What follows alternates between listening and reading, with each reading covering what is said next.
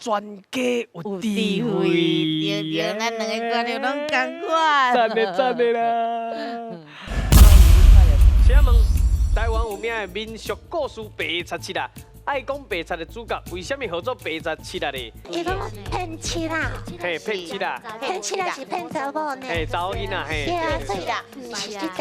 嘿，嘿，我感觉应该是 B。排行第七。对，因为伊是家己一个人，伊唔是团体。哎，对啊，用百度。对，感对的画条我。感觉是 B。确定，好来。 B。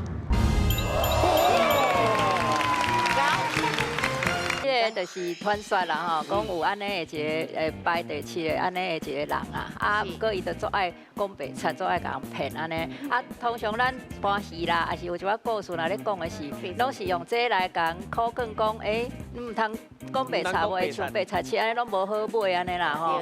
哎啊，所以就是用安尼来哄劝大家讲，就是爱老老实实，莫讲白贼，啊，所以有安尼白贼七的流传安尼。